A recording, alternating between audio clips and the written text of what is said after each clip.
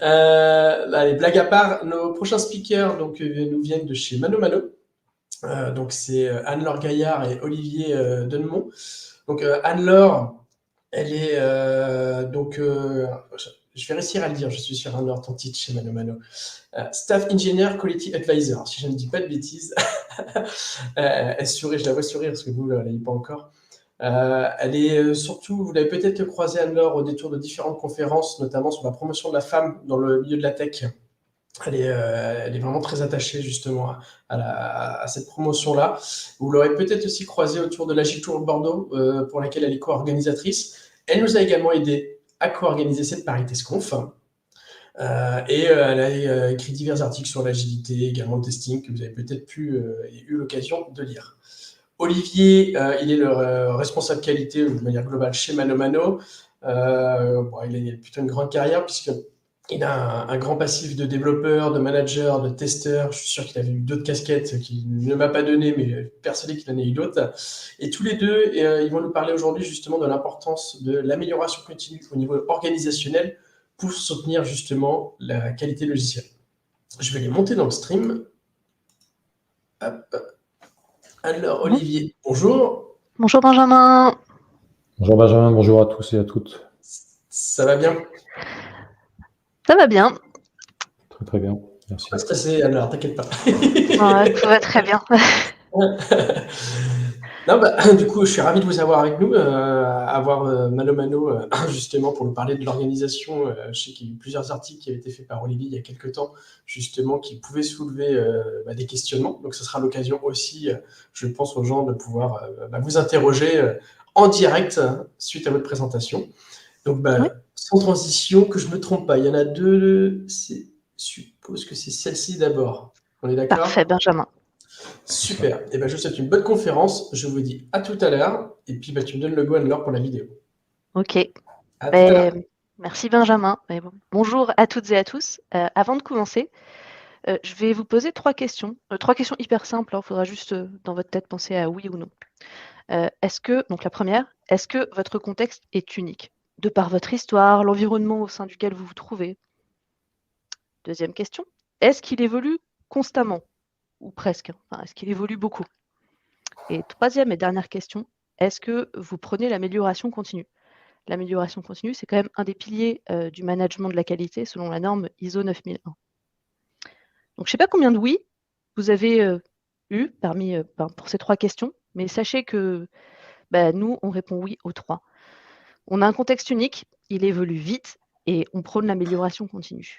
Nous vous proposons donc, dans cette présentation, un retour d'expérience sur l'évolution de notre équipe qualité chez Mano Mano dans un contexte agile, dans un contexte d'hypercroissance. Bref, l'amélioration continue dans la stratégie organisationnelle de l'équipe qualité, c'est primordial. Et en fait, c'est pas hyper bref comme titre, ça. Donc, on va directement s'adapter. Bref, on a changé l'orga. Et aussi le titre de la présentation. Bon, on est deux aujourd'hui pour vous en parler. Et avant d'aller un petit peu plus loin, et puis pour revenir sur un air un petit peu plus sérieux, qui sommes-nous? Donc, même si Benjamin vous l'a dit tout à l'heure, moi, je suis Anne-Laure Gaillard, je suis Staff Quality Advisor chez Mano Mano depuis un petit peu plus d'un an. Et Olivier, si tu veux bien. Je suis Olivier Dennemont, je suis le Head of Tech Quality chez Mano Mano, ça fait à peu près 3 ans. Et Anne-Laure, est-ce que tu peux nous présenter un petit peu Mano Mano pour ceux qui ne connaîtraient pas? Oui, Mano Mano, ça a été créé en France il y a environ 10 ans. Donc il y a une version, un site web et puis également des applications. Mano Mano, c'est le leader européen du bricolage, de la maison et du jardin en ligne. On est présent dans 6 pays, la France, la Belgique, l'Espagne, l'Italie, l'Allemagne, le Royaume-Uni. Bon, j'ai compté, j'en ai bien 6. Sur les secteurs du B2C et du B2B. Et pour vous donner plus de contexte et plus de chiffres, on a plus de 4000 marchands, plus de 16 millions de références, 50 millions de visites par mois, et je ne vous parle même pas de ce mois-ci avec le Black Friday. 7 millions de clients actifs, donc on est dans un contexte d'hypercroissance, une scale-up avec actuellement plus de 1000 personnes, à peu près la moitié côté tech, donc 500 personnes. On est en mode agile sur un framework Do It Yourself qui s'appelle Max. On est répartis les équipes sont réparties sur 7 trains. Il y a environ 50 feature teams. Et on fait du continuous delivery avec de nombreuses mises en prod tous les jours. Et l'équipe qualité dans ça, on vous a préparé une petite vidéo pour vous présenter notre histoire. Donc Benjamin, s'il te plaît, est-ce que tu peux lancer la vidéo et nous faire sortir de scène?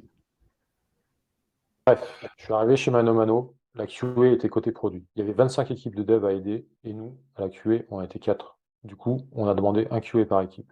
On n'a pas eu le budget. Bref, on a changé l'orga. On nous a demandé de faire de la recette, on a fait de la recette. Ah, les recettes, ça ralentit trop les mises en prod. Du coup, on a automatisé les tests. Sauf que les tests, ils étaient très instables. Alors, on devait rejouer à la main tous les tests échoués. Au final, c'était pas plus rapide qu'avant. Et il y avait quand même des bugs. Plein de bugs même. Bref, on a changé l'orga. Un jour, les SRE ont migré la plateforme vers le cloud. On voulait à tout prix les aider. On a cherché des problèmes, on n'a trouvé aucun problème. On a continué à chercher, mais toujours pas de problème. À un moment, on s'est dit, Bon, là, c'est 2 heures du mat. Faudrait quand même faire un truc utile. on a acheté des chips et du coca, ça les a bien aidés. Pendant ce temps-là, il y avait toujours des bugs. Plein de bugs même.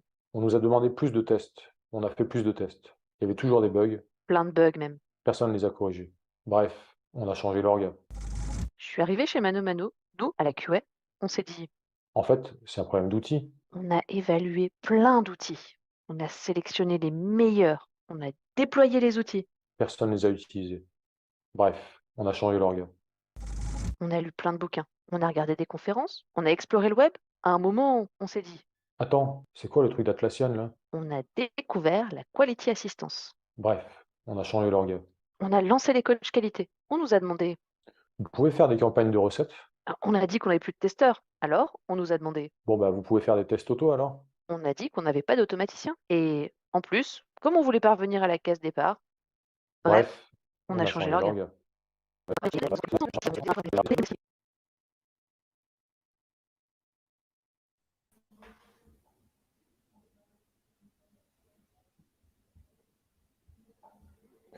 Ok, donc tout ça, ça allait un petit peu trop vite. On va faire un petit retour en arrière et on va vous expliquer ce qu'on a appris au passage pendant ces dernières années chez Mano Mano. Donc la première leçon, elle a été plutôt brutale pour nous, c'est que le nombre de QA dans l'équipe n'est pas un gage de qualité. Au début, on était 4 QA pour plusieurs dizaines d'équipes, ce qui fait à peu près 200 devs. C'est pas anodin. On ne faisait clairement pas le poids. Il était impossible de suivre le rythme des changements, donc on avait des sacrifices à faire. Et en plus, on sait très bien que la qualité, c'est bien plus que l'absence d'anomalies. C'est pour ça qu'on ne vous parlera pas de mesures de type nombre de bugs, nombre de serveurs, nombre de tests automatisés qui tournent toute la journée. Pour nous, ce qui compte, c'est la qualité perçue par les utilisateurs. Deux choix s'offraient à nous. La première option, c'était l'approche classique, celle qu'on a expérimentée, faute de mieux. On avait cet espoir d'arriver à un QA par équipe, sachant que le nombre d'équipes grandissait plus vite que l'équipe QA. On a fait le calcul, les coûts étaient trop élevés. Donc tous nos espoirs se sont envolés. Il a fallu qu'on passe à l'option numéro 2, qui était une approche, on va dire, plus disruptive. Pour nous, ça a été la quality assistance, qui a été popularisée par Atlassian notamment, mais qui existait déjà avant. On l'a essayé bien plus tard, peut-être 1 an et demi après que je suis arrivé. Le principe est simple. Qu'est-ce qu'on fait quand il n'y en a pas assez pour tout le monde? Eh bien, on partage. On partage la connaissance, on partage le savoir-faire, on échange, on débat et on trouve des solutions ensemble. L'idée, c'était d'essayer d'obtenir un effet boule de neige sur la qualité. Concrètement, comment on a réussi à démarrer la quality assistance? Pour nous, il y a eu plusieurs éléments simultanés. Le premier élément très important, ça a été d'obtenir l'appui de la hiérarchie, parce que c'est pas quelque chose qu'on aurait pu faire sur un coup de tête. On a ensuite annoncé qu'il n'y avait plus de testeurs chez Mano Mano. Ça, c'était un coup dur pour pas mal de monde, notamment les équipes qui étaient habituées à ce qu'on fasse les tests pour elles. On a mis tous nos tests auto centralisés à la poubelle et on a annoncé qu'on ne faisait plus de contrôle qualité sur les mises en prod. Et évidemment, il a fallu expliquer notre nouveau rôle puisque c'est quelque chose qui était inconnu de tout le monde, y compris de nous à la base. finalement, les équipes gagnent en efficacité et en autonomie, et tout le monde est gagnant. Avec le recul, je dirais que si on avait été 50 QA, c'est-à-dire que si on avait été largement staffé dès le début, on n'aurait pas eu l'occasion, on ne se serait pas posé la question, on serait resté sur un modèle plus traditionnel. Donc pour nous, le fait d'être dans ce contexte a été une contrainte créative, ce qui nous a fait imaginer d'autres solutions et chercher l'idée de la quality assistance ailleurs. Alors attention, si vous souhaitez vous lancer dans l'aventure de la quality assistance, il y a quand même quelque chose à savoir, c'est qu'il y a une période de passage à vide qui peut durer, je dirais, plusieurs mois, voire même plusieurs années. Dans la documentation d'Atlassian, il parle de 5 ans pour faire la transformation, donc c'est pas quelque chose à prendre à la légère. Je dirais que nous, on a été plutôt chanceux parce que ça a duré 6 mois. On a eu plutôt des effets négatifs pendant 6 mois, avant d'avoir vraiment quelque chose qui fonctionne. Petit à petit, c'est toute une culture qui se crée autour de la qualité partagée. Et pour nous, c'était le prix à payer pour créer ce climat d'autonomie qu'on recherchait. Alors attention, encore une fois, suivant le contexte, nous on avait un contexte qui était propice à le faire. Si vous travaillez dans le milieu du médical, de l'aérospatial ou d'autres industries, je dirais, avec des risques humains énormes, il faudrait y réfléchir à 2 fois. Parce que le fait d'enlever les testeurs, c'est pas anodin, c'est quelque chose qui se réfléchit, c'est un compromis. On n'enlève pas les testeurs parce qu'on n'a pas besoin de testeurs, on a enlevé les testeurs pour pouvoir, on va dire, engager les équipes dans la prise en main de leur qualité. En conclusion, bref, même avec peu de QA, ça peut suffire à conduire le changement. Ce qui nous mène à la leçon suivante. Anne-Laure, si tu veux bien. Oui. La leçon suivante, elle va être sur les tests.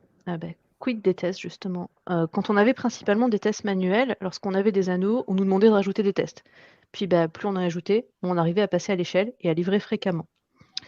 Alors on a automatisé, et puis là, vous l'avez vu dans la vidéo, on avait des tests automatiques instables qu'on devait rejouer à la main, bref, ça ne nous convenait pas. En plus, il y avait le retour des collègues. Ouais, ça ralentit trop les mises en prod, et puis il y a encore des bugs. Bon, je pense que là, je vais prendre un risque assez modéré en disant que c'est des problèmes que vous avez probablement aussi rencontrés dans votre carrière professionnelle, dans votre entreprise actuelle ou dans une autre passée. Alors, nous, comment on a essayé de s'améliorer là-dessus et qu'est-ce qu'on a mis en place? Ici, ce qui a été primordial, c'est la notion de feedback. Donc, on a besoin d'un feedback rapide pour ne pas ralentir les mises en prod et pertinent, donc c'est-à-dire pas de test instable et des anomalies qui sont détectées au plus tôt. Alors, pour les tests manuels, la personne, Grégory en a parlé avant, on prône les tests exploratoires parce que pour tout ce qui est test de régression, on automatise. Maintenant, pour la durée, on est allé voir du côté d'Extreme Programming et il y a un concept hyper intéressant dedans qui dit le 10 minutes build. D'ailleurs, c'est un concept qu'on retrouve, enfin, c'est un terme qu'on retrouve aussi dans le livre de la CFTL, dans les tests logiciels en agile, où en fait, ce qu'on dit, c'est que le build, il ne doit pas durer plus de 10 minutes, de façon à avoir un feedback vraiment rapide et de pouvoir rapidement savoir si ça fonctionne ou pas. Donc pour ça, il faut travailler sur le nombre de tests automatisés et sur la pertinence de ces tests. Donc nous, on vous l'a dit dans la vidéo, tout ce qui était test automatisé, on a mis à la poubelle parce qu'il y avait trop de choses qui étaient flaky. Il y a Christophe demain qui va proposer d'autres méthodes pour traiter efficacement les flaky tests, mais nous, ce qu'on a fait, c'est on a tout jeté. Ensuite, on a travaillé sur la pyramide des tests. Donc, ce que je vais vous dire, c'est aussi valable si vous êtes dans un modèle style Trophy ou Honeycomb. C'est-à-dire qu'en fait, si vous avez déjà des tests au niveau intégration qui font quelque chose, qui testent cette chose-là, c'est inutile de surcharger la CI avec un test end-to-end qui va tester exactement la même chose. Donc pour ça, l'ensemble des tests automatisés, ils sont couverts par les développeurs. Ça permet en fait une approche hyper holistique des tests, c'est-à-dire qu'en fait, comme il n'y a qu'une seule personne qui est impliquée et qu'il n'y a pas plein de tiers qui vont participer à ce processus de développement, la duplication des tests qui va prolonger le pipeline, du coup, elle est limitée, voire potentiellement supprimée. De plus, les devs sont du coup complètement autonomes parce que ils ont le feedback directement, ils peuvent directement adapter des tests qui seraient à maintenir, etc. Un autre point sur cette approche pragmatique des tests, on n'oublie pas les tests non fonctionnels. On peut d'ailleurs automatiser les tests d'accessibilité, de performance, de sécurité, de résilience et les mettre sur le pipeline ou en dehors, selon une approche basée sur les risques. Donc si on revient au problème de départ, problème au pluriel, ça ralentissait trop les mises en prod. Là, c'est plus le cas. Il y a toujours le cas de ça supprime pas tous les problèmes. Il y a une citation assez intéressante de Ken Beck qui dit qu'un code qui n'est pas testé ne fonctionne pas. Ça semble être l'hypothèse la plus sage. Donc pour info ou rappel, Ken Beck, c'est un signataire du manifeste agile. C'est aussi un des concepteurs du TDD. Alors c'est vrai, oui, si c'est pas testé, on ne sait pas si ça fonctionne, mais si c'est testé, c'est pas pour autant que la qualité sera parfaite. Et pour ça, Olivier, pour supprimer ou prévenir les bugs, quand est-ce qu'il faut commencer à penser au test ou à la qualité, justement? Alors, j'espère que personne n'a pensé à la fin du projet. Je dirais plutôt que c'est dès le début. Justement, c'est la leçon suivante, la numéro 3. Dans la vidéo, on vous a parlé de cette anecdote où on a accompagné les SRE de ManoMano dans leur migration vers le cloud, tout simplement en allant leur acheter au supermarché à 1h30 du matin, je crois, des chips et du coca. C'est tout ce qu'on avait trouvé de mieux comme ajout de valeur, donc c'est un peu dommage pour une équipe qualité. En tout cas, on a appris beaucoup de choses au passage. La première chose, c'est qu'effectivement, on aurait dû prendre les devants et commencer à s'intéresser à la qualité de la migration bien en amont, et non pas le soir même. On a voulu les aider en faisant une batterie de tests qui se sont révélés totalement inutiles, puisque même si on avait préparé un plan de test en amont, c'était pas sur la surface qu'il fallait chercher des problèmes, c'était dans les détails, dans tout l'outillage de monitoring, sur le contrôle des charges CPU, des disques durs et compagnie. Donc on a été complètement à côté de la plaque, et on aurait dû passer beaucoup de temps avec eux pour les préparations, en leur posant des questions, en leur demandant par exemple, comment est-ce que vous avez prévu de faire la migration?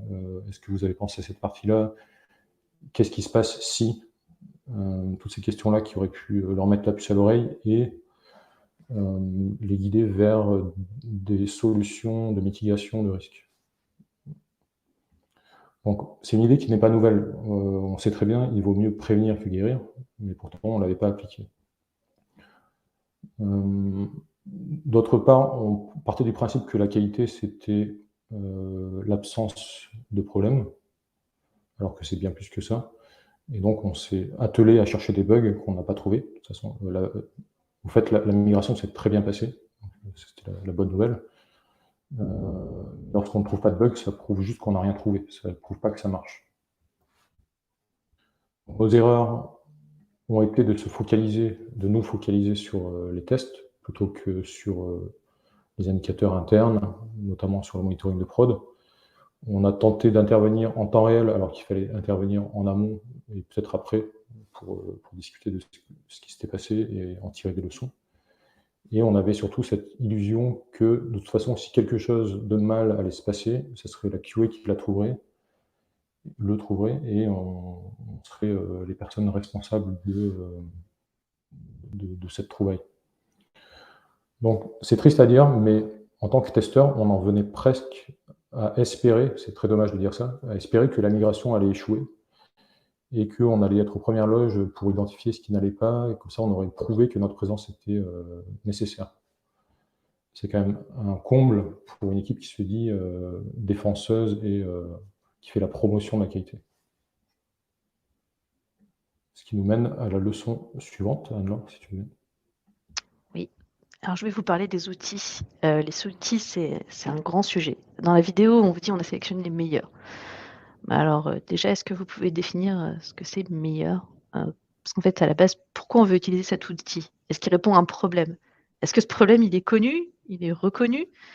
Est-ce que l'outil répond vraiment à ce problème? Je pense qu'on a tous déjà connu dans notre carrière la mise en place d'un super outil, d'une fusée, d'un bulldozer, qu'en fait a un bénéfice hyper limité et qui est souvent perçu comme quelque chose de très douloureux lors de sa mise en place pour beaucoup. Je sais pas, on va prendre un exemple complètement fictif. Vous n'avez pas assez de tests unitaires sur un projet. Alors du coup, vous ajoutez un super outil qui va calculer et afficher le taux de couverture. Alors est-ce que là, par magie, vous allez avoir des tests unitaires? Franchement, j'y crois pas, hein. Mais en fait, la question c'est, pourquoi vous n'avez pas assez de tests unitaires? Parce qu'il y a un problème de temps, de formation, d'alignement sur l'intérêt? Puis en fait, est-ce que le problème, c'est que vous n'avez pas assez de tests unitaires ou c'est autre chose? Est-ce que c'est parce que les pipelines sont trop longs? Parce que les tests, ils sont par exemple, exécutés au niveau end-to-end? Est-ce que c'est que les refactos sont compliqués? Est-ce que c'est qu'il y a trop d'incidents en prod? Enfin voilà, là, je vais pas vous faire une analyse du problème sur un exemple qui est complètement factif, pardon, mais je vous parlais du lean management. Dans le lean management, avant de proposer une solution, c'est indispensable de s'intéresser au problème en profondeur, afin de pouvoir trouver, la cause racine, en fait. Donc en premier, on définit le problème et on confond surtout pas le problème avec les symptômes. En 2, on identifie les causes, parce qu'en fait, c'est pas au premier regard, l'origine du problème, ça peut paraître évident, mais en fait, il faut souvent se méfier des évidences. Ensuite, on va, rechercher et sélectionner des solutions, puis on va, passer à l'action, c'est-à-dire qu'on va mettre en œuvre ce qu'on a décidé et on se prépare avant, de façon à avoir notamment un objectif clair sur ce qu'on veut atteindre. Et enfin, on suit, les actions qu'on a mis en place à travers des tableaux de bord, du feedback et cetera pour, savoir si ça répond vraiment au problème ou s'il y a encore d'autres actions à mettre en place. Pour faire un petit clin d'œil au manifeste agile, il y a, on dit: «Les individus et leurs interactions plus que les processus et les outils. Nous reconnaissons la valeur des seconds éléments, mais privilégions les premiers». Donc du coup, Olivier, sur les individus et les interactions, est-ce que tu peux nous en dire un petit peu plus? Avec plaisir. Donc, pour reprendre notre expérience, au départ, nous, on travaillait en silo. On était une équipe QA, complètement à part, dans un monde à part et ce qui était normal puisqu'on savait tout sur tout. C'était notre métier, on avait juste à définir une stratégie passe-partout, définir les meilleurs outils comme on l'a vu juste avant et il restait plus qu'à former les équipes et attendre que ça se passe. Malheureusement, ça s'est jamais passé. Bref, on a appris qu'il fallait d'abord établir une relation de confiance avec les équipes qu'on veut aider, les sensibiliser, leur expliquer que les façons de travailler actuelles sont pas forcément la seule façon de travailler. Il y a des alternatives et ça peut être intéressant d'explorer d'autres façons de bosser. Il faut adapter notre accompagnement au contexte et aux personnalités des gens avec qui on travaille. On ne peut pas faire en mode rouleau compresseur sur un coin de table une stratégie et puis la dérouler et puis espérer que tout le monde va sagement adhérer. C'est pas comme ça que ça fonctionne. Et ça passe par beaucoup, beaucoup de communication, d'alignement. Il faut définir ensemble des tactiques, des stratégies pour tacler les problèmes, les vrais problèmes et pas des problèmes qu'on a tirés de la littérature. Donc bref, la communication et l'alignement sont la clé du succès. D'ailleurs, notre organisation actuelle est basée sur ce constat. Alors, on a parlé beaucoup de ces leçons, mais venons-en au fait. C'est quoi l'orga finalement? Parce qu'on a dit qu'on avait changé plein de fois. Ouais, on va déjà commencer par prendre un petit peu de hauteur, parce qu'en fait, la stratégie organisationnelle de la qualité, elle a de sens que si elle est dans une stratégie globale. Aujourd'hui, notre nouvel angle, c'est l'excellence technique, et pour cela, on n'est pas seul. Donc, notre département, il regroupe la partie craft, dans lequel il y a la quality assistance, mais pas que, on y revient juste après, et aussi la partie agile. Ensemble, on porte de nombreuses valeurs communes, enfin valeurs, c'est peut-être pas le terme, mantra, bonne pratique, axe de travail, je ne sais pas trop comment définir ça. Telles que la prévention plutôt que la réaction. On en a déjà parlé précédemment. Côté testing, on parle aussi par exemple de shift left. On essaye aussi de fournir aux équipes l'environnement et le soutien dont elles ont besoin, et puis on leur fait confiance, donc on fait plus du coaching que du contrôle.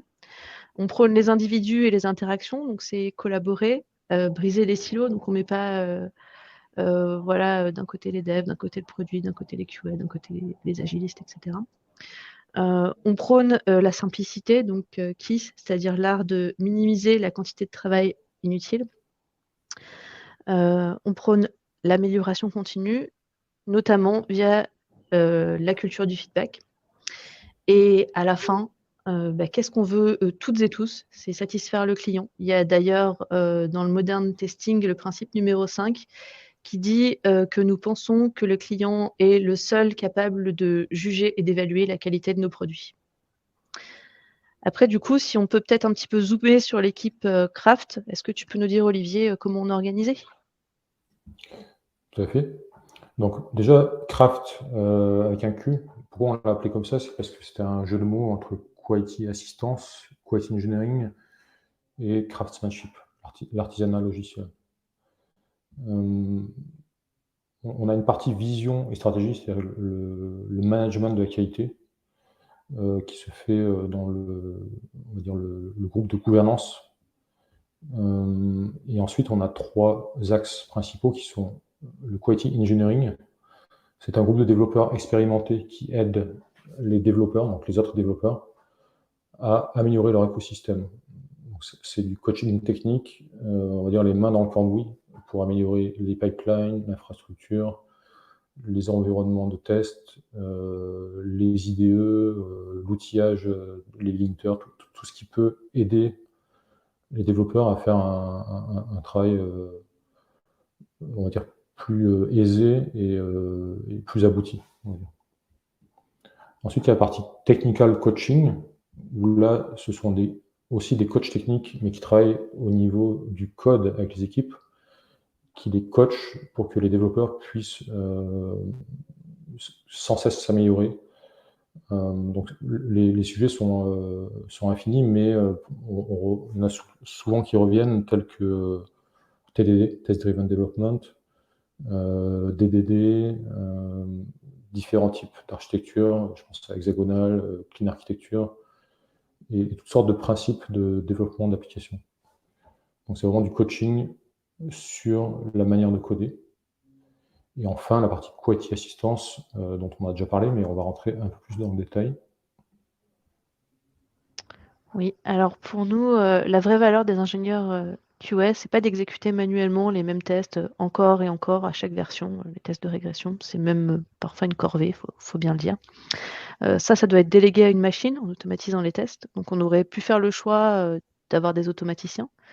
Mais on a plutôt décidé de reconnaître la différence de valeur et de compétences entre le test et l'assurance qualité. Alors c'est sûr, les tests, ça reste très important, mais l'assurance qualité, c'est bien plus que ça. En fait, c'est une série de processus et de meilleures pratiques pour s'assurer que on a un produit de qualité tout au long des itérations. D'ailleurs, dans cette présentation, on a parlé d'agilité, d'extreme programming, de lean, d'expérience des développeurs, de la satisfaction du client, etc. Donc pour nous, les QA, c'est des quality advisors qui se concentrent sur la prévention des défauts en mettant en place les bons processus. L'effort de contrôle qualité, il est partagé entre le produit, les développeurs, des équipes spécialisées, par exemple pour les tests d'intrusion. Et puis parfois, c'est ouvert à tous, comme par exemple dans les sessions de chaos testing où on fait des game days qui sont ouverts à tous les manos et les manas, donc à tout le monde dans l'entreprise. Et puis du coup, nos QA, donc Quality Advisors, ils sont coachs sur les feature teams, les staffs sur des projets transverses et les leads, ils travaillent eux au niveau des trains. Donc on a actuellement une dizaine de QA pour plus de 50 équipes, donc 54 je crois si mes chiffres sont exacts. Du coup, Olivier, avec un tel ratio, est-ce que ça fonctionne? Alors, la bonne nouvelle, c'est que oui, ça fonctionne. Je pense qu'on n'aurait pas fait la présentation aujourd'hui sinon. Les bonnes nouvelles sont que, premièrement, on ne constitue plus un goulot d'étranglement. On vous l'a dit tout à l'heure, on n'est plus là pour faire les validations de mise en prod avec les développeurs qui attendent impatiemment que ça se termine.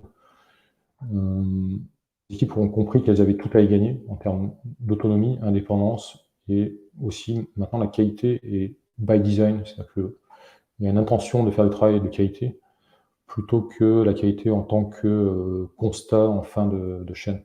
Ça, c'est très important. On a trouvé un modèle qui permet de passer à l'échelle en même temps que l'entreprise. Donc, on n'a pas besoin de recruter de nouveaux membres de l'équipe QA à tour de bras à chaque fois qu'une feature team se crée. Et nos indicateurs stratégiques, ça c'est quelque chose qu'on promeut énormément au niveau de toute l'équipe Craft et même au niveau du département Tech Excellence, c'est que les indicateurs stratégiques sont tournés vers la qualité perçue par les utilisateurs et non plus des indicateurs, on va dire, proxy de type technique qui finalement n'indiquent pas grand-chose sur la qualité. C'est pas qu'ils sont inutiles, mais ils ne sont pas suffisants. En tout cas. Par exemple, on regarde beaucoup, comme vous le voyez sur l'écran, les retours clients sur les stores pour nos applications mobiles. Donc on a 2 applications mobiles, une pour les pros, une pour les particuliers, et qui est disponible donc, sur iOS et Android, donc ça fait 4 en tout.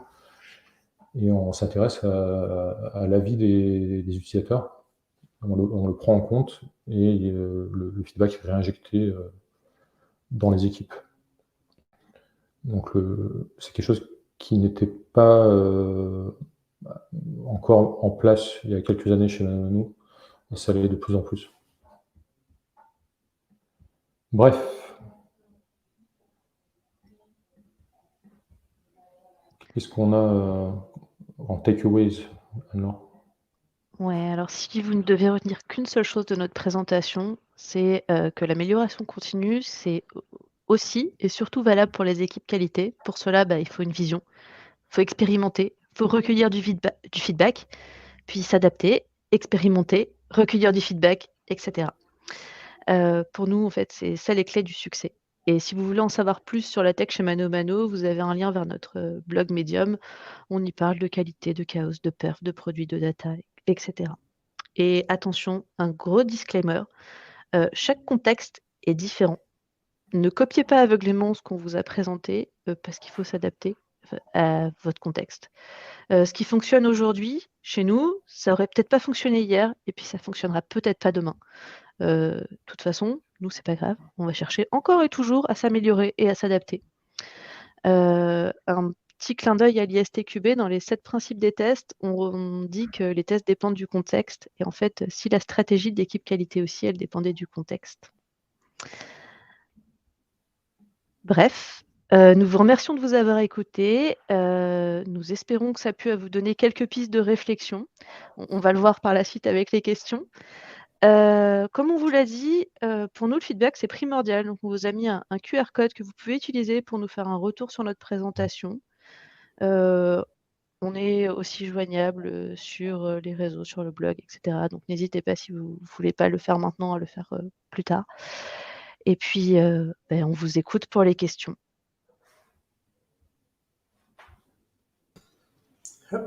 Merci Anne-Laure, merci Olivier. Alors, je vais laisser les gens scanner le petit QR code. Du coup, je vais laisser ce slide-là pour qu'ils aient un petit peu le temps de le faire. Si tout le monde, ceux qui sont sur Android sont en train de télécharger l'application de scan de QR code, un grand classique. Blague à part. Ouais, il y a quelques questions. Je vais les faire pareil, plutôt sur les dernières. La première, je vais l'afficher. Et de Christophe, comment arrivez-vous à identifier des bugs via les commentaires clients qui sont souvent vagues? Ok, je peux prendre celle-ci, Anne-Laure? Vas-y. Très bien. Alors, c'est pas toujours une chose aisée. Les commentaires clients, c'est des choses qui arrivent vraiment en bout de chaîne. Donc heureusement, la plupart des bugs ne sont pas trouvés de cette manière-là, mais lorsque ça arrive, effectivement, il y a un travail de détective qui est mené par l'équipe mobile, en l'occurrence, parce que c'est l'application. Et c'est souvent la product manager ou le product manager qui prend l'initiative. Et lorsqu'il y a un diagnostic technique à faire, ce sont les développeurs qui prennent le relais. Voilà, donc il n'y a pas de règle, ça dépend. Il est arrivé effectivement qu'il y ait des remontées de bugs qui ne débouchent sur aucun diagnostic possible, par manque de pistes. Mais quand même, dans la plupart des cas, on arrive à recouper avec des indicateurs, notamment sur les outils de monitoring. S'il y a un client qui se plaint de ne pas pouvoir valider sa commande, on va aller regarder est-ce que le microservice en question a levé des erreurs récemment, à quelle heure, des choses comme ça. Donc j'ai pas de réponse claire, mais en tout cas on y arrive par diagnostic technique. Ok. Et du coup, ces personnes-là, vous n'avez pas un service support, par exemple, qui serait capable d'aller les contacter en direct? Parfois, elles sont connectées, donc on est capable de savoir qui c'est, qui permettrait de dire ce feedback complémentaire qui pourrait manquer pour la reproductivité du souci rencontré, et même dans une logique de relation client, hein, quelque part. Oui, on a un service client en place qui effectivement est en réponse lorsqu'on le contacte. Mais là, il s'agit des commentaires sur les stores. Enfin, en tout cas, c'est comme ça que j'avais compris la question. Et sur les stores, on peut répondre, mais c'est pas forcément le bon endroit pour parler de détails techniques. Donc, on a un service client à la fois pour nos clients particuliers, nos clients pro, mais aussi pour nos marchands, puisqu'on est une marketplace, donc les marchands qui mettent des produits à disposition sur notre marketplace sont aussi nos clients. Et on a un service dédié pour nos marchands. De manière générale, on a un système qu'on a développé en interne qui permet de faire la passerelle entre les différents services clients et les équipes tech. Donc un système de ticketing avec Jira. Je n'aurai pas le temps de vous présenter ici, mais en tout cas, on a une boucle de feedback en place. Ok. Hop, je passe à la question suivante. Alors, la question suivante, c'est de William.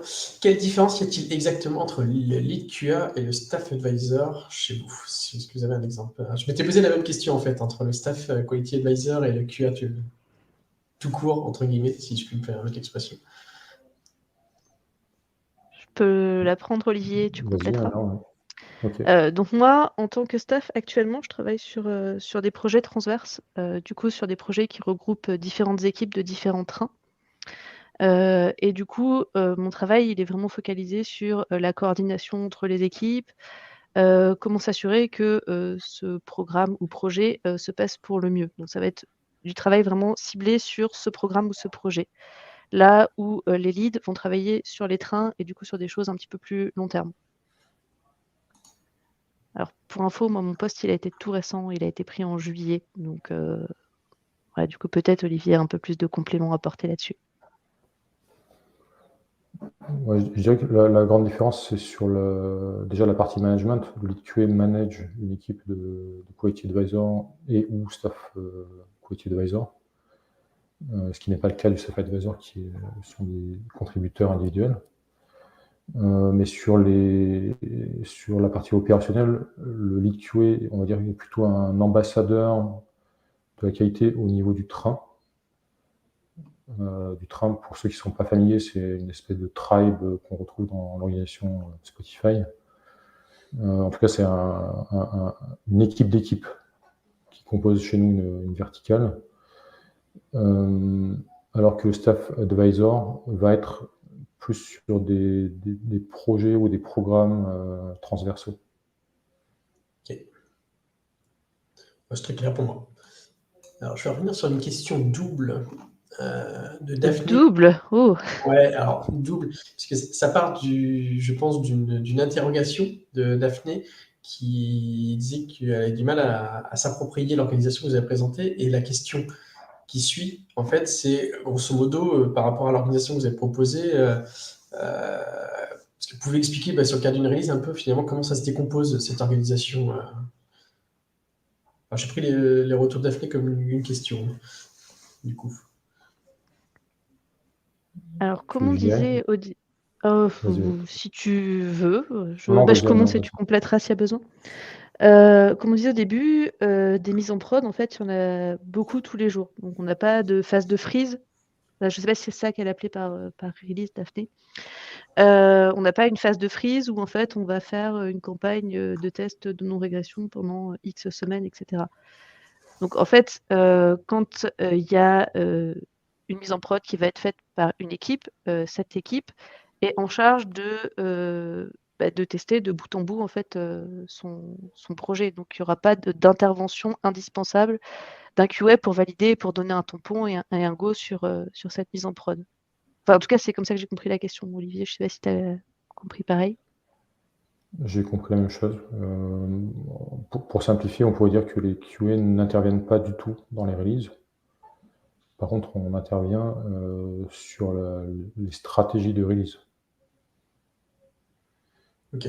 Mais du coup, il n'y a pas forcément un QA dans une squad ou une team particulière, il est vraiment en transverse, quoi.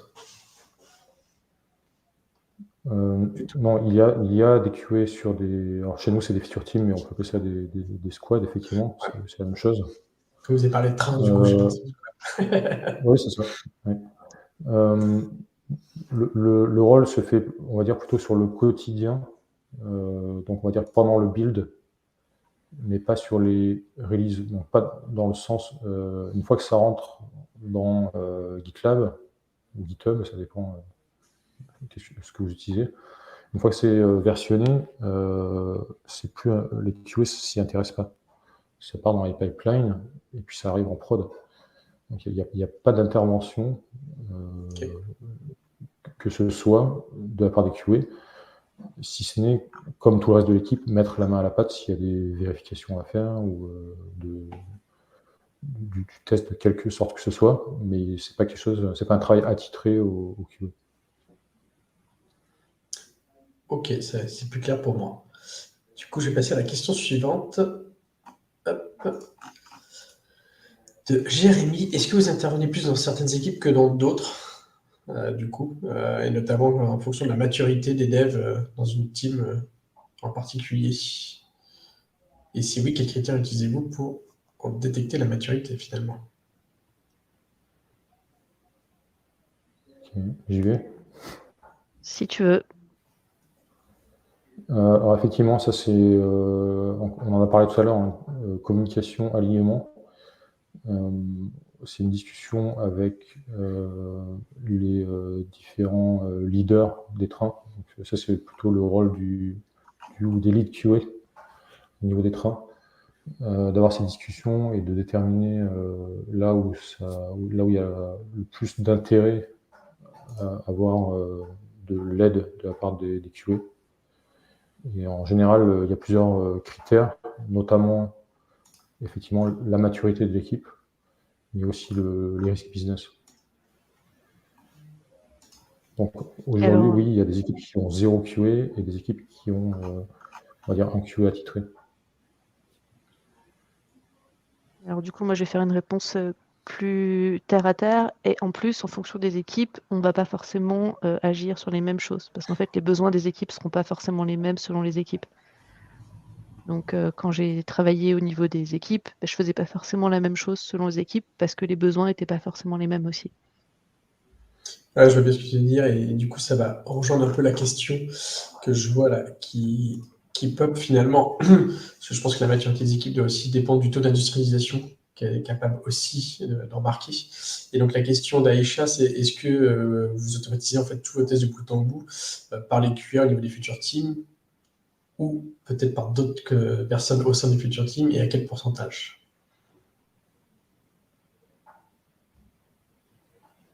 Alors, les tests automatisés ne sont pas réalisés par les QA, mais par les développeurs. Donc, le pourcentage de tests automatisés par les QA est censé être de 0. Ça, c'est une réponse facile. Non, mais du coup, c'est intéressant. Donc, ils sont faits par les développeurs. Comment vous vous assurez que ce qu'ils proposent en termes de pertinence de couverture et pour réduire le risque, finalement, on va pas parler de pourcentage que moi, personnellement, le pourcentage de test auto, je trouve que c'est une hérésie, ça n'a pas de sens, parce que c'est le pourcentage de quoi déjà? Mais par contre, la valeur que ça procure, cette automatisation, aujourd'hui, quel est votre garde-fou finalement pour confirmer que les futurs teams sont au rendez-vous par rapport à cette valeur de l'automatisation et donc la vélocité qu'on attend de l'équipe ou que l'équipe espère obtenir plutôt, et la qualité avec cette vélocité. Comment vous gérez ça? La réponse, en fait, c'est qu'on ne le gère pas. C'est ça qui est difficile à encaisser. C'est paradoxal et c'est parfois frustrant en tant qu'équipe qualité de se dire qu'on laisse cela en exercice aux différentes équipes. Donc on les accompagne sur, on va dire, les stratégies à adopter pour tel type de problème, quel type de solution pourrait être adapté, quel type de solution pourrait être essayé, mais on ne leur impose pas du tout que ce soit en termes de couverture, je ne sais pas trop non plus ce que ça veut dire pourcentage de couverture sur des tests end-to-end. C'est-à-dire que notre métier, c'est devenu d'expliquer qu'il se passe des choses mauvaises, des incidents par exemple, des choses comme ça, que ce n'est pas une fatalité et qu'on peut ensemble mettre des choses en place, mais ce ne sera pas à nous d'exécuter, d'implémenter ces solutions, puisqu'on n'est pas équipé, on n'est pas staffé pour. Et donc, on demande aux personnes d'être dans une démarche d'amélioration continue. Et donc, je dirais que le seul seuil qu'on demande, c'est de faire mieux semaine après semaine, mois après mois. Mais on n'est pas à la recherche de valeur absolue, que ce soit en, je ne sais pas, nombre de tests, type de test, couverture, de tests unitaires. Ces choses sont vraiment laissées à ce qui fait sens pour les équipes. C'est intéressant parce que si on fait le parallèle avec la présentation de Grégory juste avant, finalement, ce que vous cherchez à driver, c'est plutôt la satisfaction client. Et finalement, c'est sur la responsabilité équipe, elle est au travers du périmètre, finalement, sur lequel elle est en responsabilité. Et cette satisfaction client sur leur périmètre, finalement, quelque part. Et donc, les moyens, les outils qu'ils se donnent, à eux de les trouver pour toujours tendre vers cet objectif-là, si je comprends bien. Exactement. En fait, ça vient à se poser la question, pourquoi tester ? Nous, on a la réponse parce que c'est notre boulot, on s'y connaît. Mais si les équipes ne se posent pas la question, elles vont faire des tests sans savoir pourquoi. Donc, n'auront pas de critères de succès. Et faire du test pour faire du test, finalement, ça n'a pas vraiment d'intérêt. Donc la question, c'est quel problème vous essayez de résoudre, quel risque vous essayez de mitiger, on va dire, sur quoi voulez-vous rassurer, et sur quoi vous avez besoin de boucles de feedback. Et on en parlait encore ce matin. Les tests end-to-end sont un des outils, c'est une des cordes à notre arc, mais il y a d'autres façons de créer des boucles de feedback. On parlait tout à l'heure du monitoring. Aujourd'hui, on est dans une démarche où on essaie de faire du shift left global, toute la tech, et aussi du shift right, c'est-à-dire qu'on veut avoir des pratiques d'engineering qui permettent aux développeurs d'avoir du feedback le plus tôt possible et de fail fast, c'est-à-dire d'avoir lorsqu'il y a des erreurs, de les voir le plus tôt possible pour pouvoir les corriger le plus tôt possible, et d'avoir ensuite du shift right, c'est-à-dire d'être aux aguets sur la production plutôt que sur les environnements de test, puisque c'est la production qui fait foi. Et on peut le faire par de l'échantillonnage de type test end-to-end, mais on peut le faire aussi par du monitoring, de real user monitoring, de l'alerting, et j'en passe et des meilleurs. Okay. Du coup, je vais rebondir avec toujours Daphné. Tout à l'heure, elle a posé un commentaire où elle se demandait quel était le rôle finalement. Je vais m'essayer une réponse. Moi, j'ai plutôt l'impression que vous avez un rôle presque de coaching finalement des équipes quand elles en ont besoin. Et Daphné propose également en complément chef de projet qualité. Finalement, entre le coaching, chef de projet qualité, si vous deviez redéfinir finalement le rôle que vous avez présenté, ça serait lequel? Et notamment sur le domaine d'intervention que propose Daphné sur les revues de spec, revues de design, tout ça. Alors pour moi, c'est beaucoup plus du coaching que du chef de projet. En tout cas, c'est plus comme ça que je le vois. Et est-ce qu'on intervient dès la conception?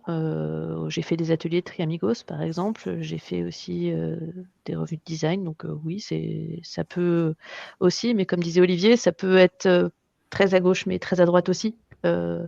On peut parler du monitoring un jour et puis le lendemain faire une session de Triamigos. Et puis la fois d'après, aller faire encore autre chose, de faire du pair programming sur du contract testing. Et puis le jour d'après, aller analyser des incidents de prod pour faire des post-mortem. Enfin voilà, ça peut être très très variable. Ok. Moi, quand vous le décrivez, j'ai vraiment ce sentiment de coaching, d'accompagnement équipe pour les aider à gagner en maturité lorsqu'ils sont face à une problématique. Et c'est ce que je retiens en tout cas du message. Je vais potentiellement changer de thématique dans les questions. Une question de Sophie, c'est comment garantissez-vous que les développeurs connaissent les exigences métiers applicables, leurs priorités et leurs valeurs métiers associées? Puisque vous mettez beaucoup d'autonomie finalement sur l'équipe composée de développeurs.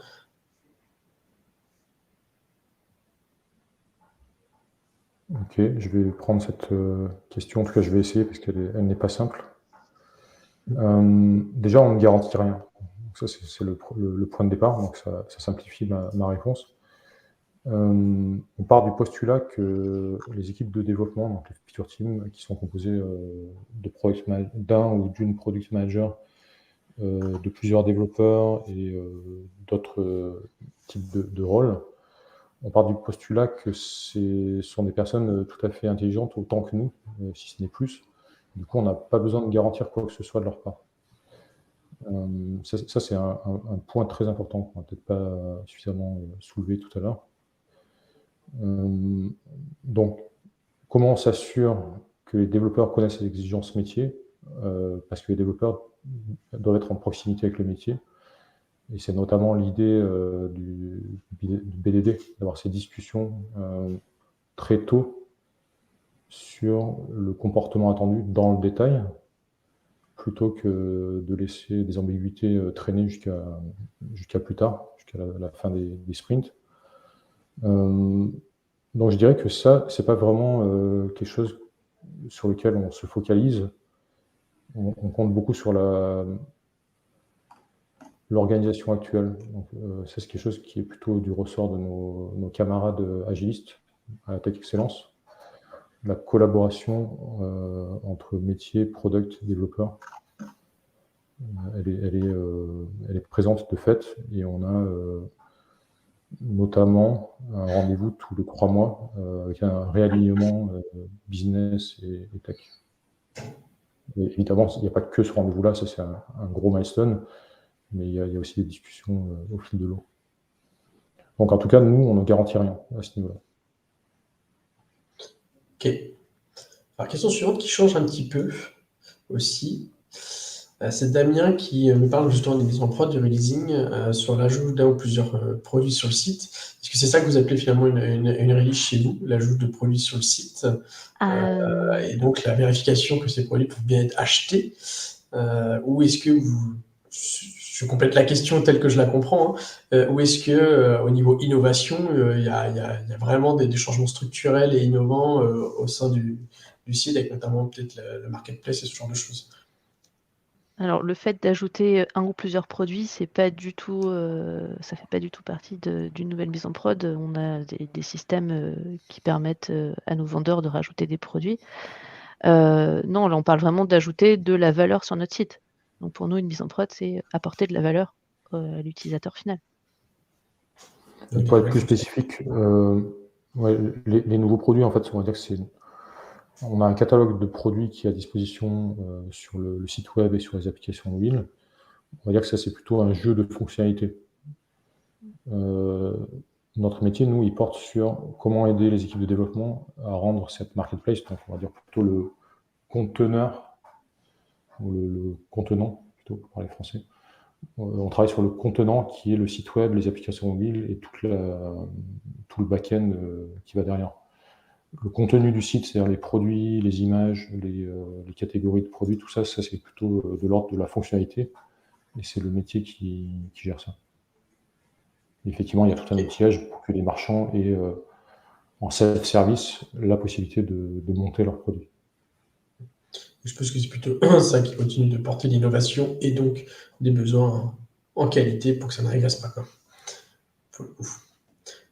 Ok. Alors j'ai une double question de Rémi, on va commencer par la première puisqu'elles sont assez costauds. Mais elle me paraît intéressante et on va terminer là-dessus, parce que je vois qu'il est 53. Alors, on va au moins faire la première. Rémi se demande, donc au-delà du courage et des félicitations, il se questionne sur le fait que vous ayez plutôt un peu mentionné le modèle safe. C'est vrai que vous avez parlé de train ou d'une variante.